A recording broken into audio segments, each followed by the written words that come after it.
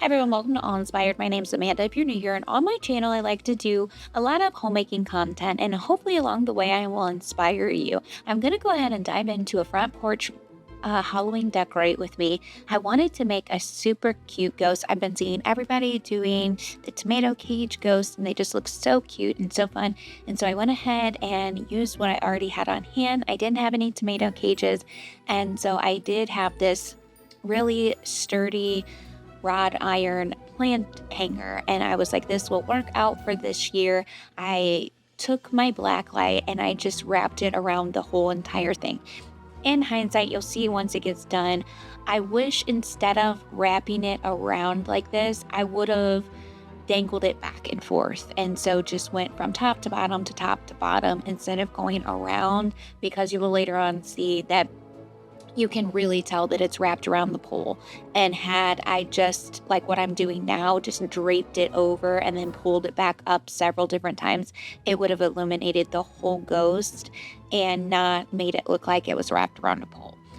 But I do still think that it turns out really good. I just grabbed an old white sheet that we had and I throw it over the top, and I just make this little ghost area over here. I end up putting some hay and some pumpkins and just kind of trying to hide all of those extension cords and just make this area a nice, spooky, lit up area on the porch.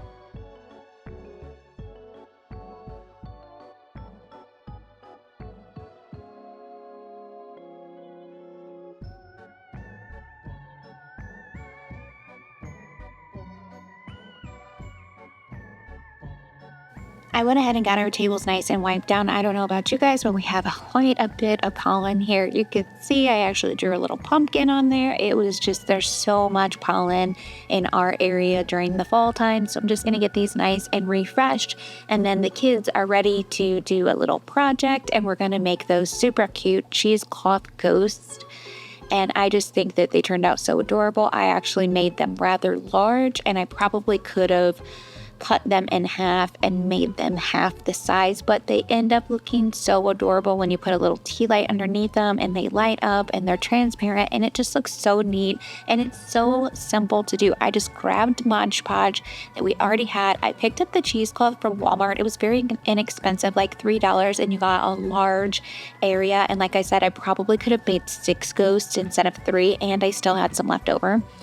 And so you just take the cheesecloth and you just dump it in the Mod Podge and you wring it out really thoroughly. And then you just drape it over something round and shape your ghost. It is so very easy. Any of your kids can do it. The only thing is it does end up making a bit of a mess, but if you laid down a tablecloth or something, it would be very easy to clean up. I did not think that through, and so I actually did have to scrub up some of the glue, but it turns out super adorable and just a fun little easy project you can do with any age kids, just as long as they don't stick it in their mouth, because I don't think that's very good. But then I'm going to move back out to the back. I got this cool little spider web, and I wish I would have gotten a light up one. I thought that I would be able to take this one and put it in the yard and shine a black light and it would glow. It doesn't really glow that much, but it still looks really cute, and I'm still glad that I grabbed it. I picked it up from Walmart for like $6 or $7. They probably had the light up ones at one point, but when I went shopping, they no longer had the light up ones in store, and so I just went ahead and grabbed this one in hopes that it would glow. But it doesn't really glow that well, but it still looks really good. I also went ahead and put those little ghost lights in. I picked those up at Walmart too. It was very inexpensive items. I was going for like a haunted pumpkin patch, mainly just because I had so many different pumpkins that I could reuse this year from previous years. And so I just picked up a few ghost things and made a few crafts and ended up tying it all together. But this is how I made it work out in a very inexpensive way, as I just used some of the items that I had previous years.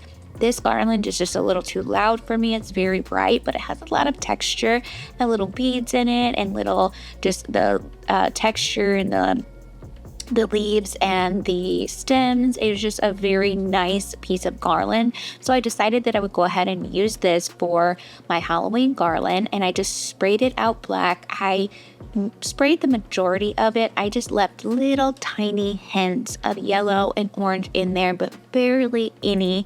It's mostly black. It basically looks like something you'd see out of a spooky movie, that like the darkness is taken over and now the foliage just turned black. And so I end up draping this over our pillars for our front entryway, and it turns out super cute. It's more of the spooky fun. I don't do the over the top creepy. It's not really for me, but more of the spooky fun look.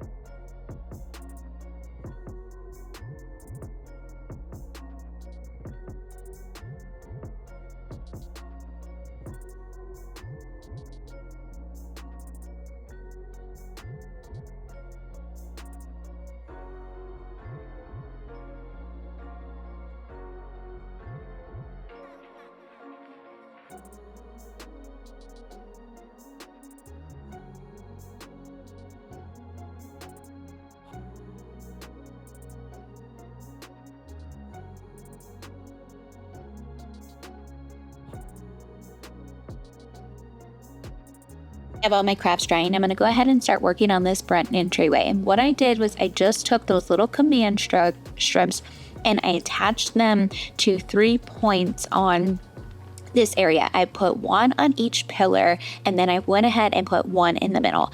I picked up this creepy cloth from Amazon. It is very inexpensive and you get a ton of it. I can use this for several years in a row. I went ahead and picked this up and I just draped this across. I used one piece to go all the way from the pillar to the middle part, and then I used another piece to go from the other pillar to the middle part, and then I put one piece all the way across just to give it that more draped effect.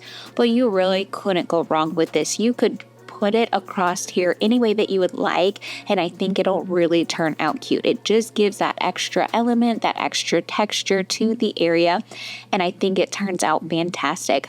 I'm going to go ahead and kind of frame this out with my leaves. I have several garland, a few of them that I used last year in my balloon arch. If you guys didn't see that turned out so cute. I'll leave it linked below, but I did love the balloon arch last year. I just wanted to do a little bit something different this year, and so I decided to use these garlands to frame this area out and just make it look really great.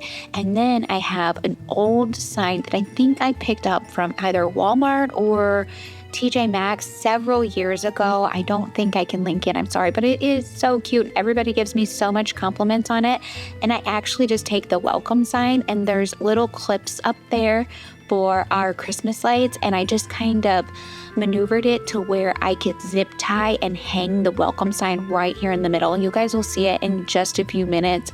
It ends up looking so cute. I had this idea in my head and I knew it was going to look good, but it's one of those things that when you take a step back, I was actually pretty impressed with myself. I'm like, this has turned out better than I thought.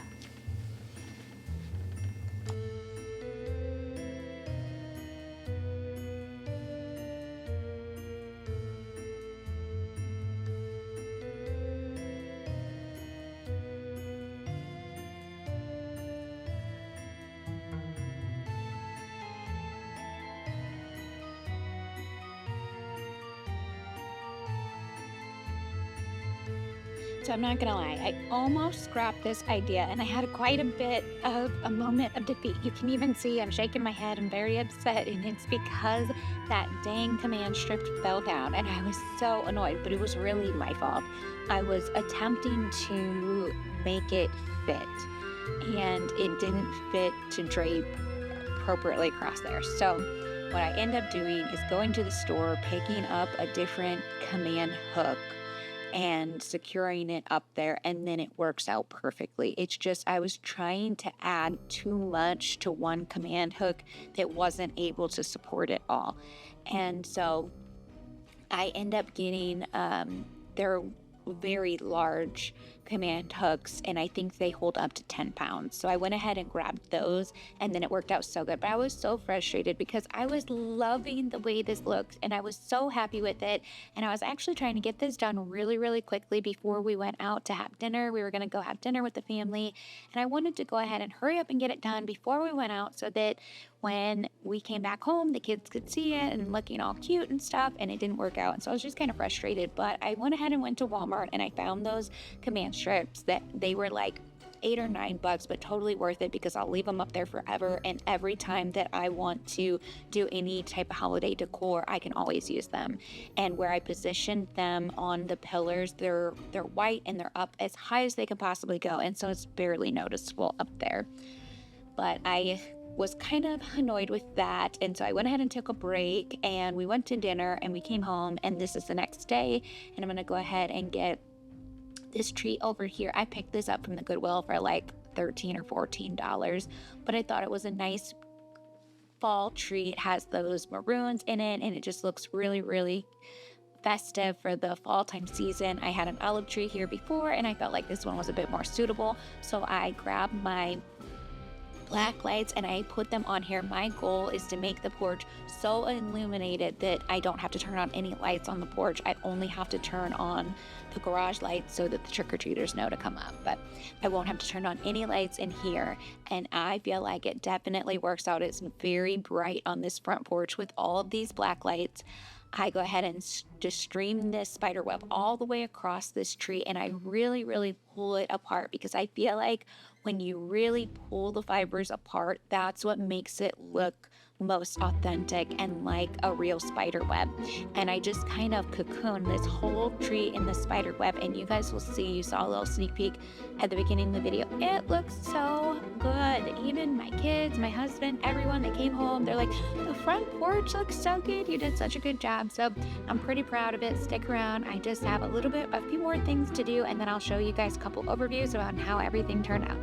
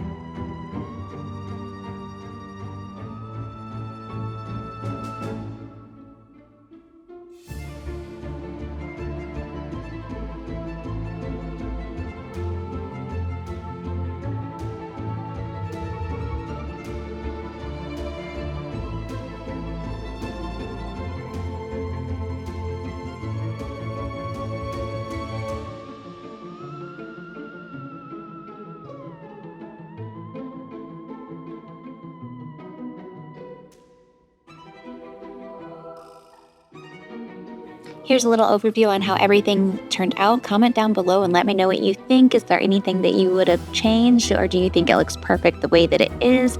Hit that like button if you enjoyed this video. It truly helps out my growing channel, and it's completely free to you, and I greatly appreciate it. I really hope that you guys enjoyed this video, and I hope by the upcoming comments and likes, I can move my channel in a direction that is more suitable to my viewers.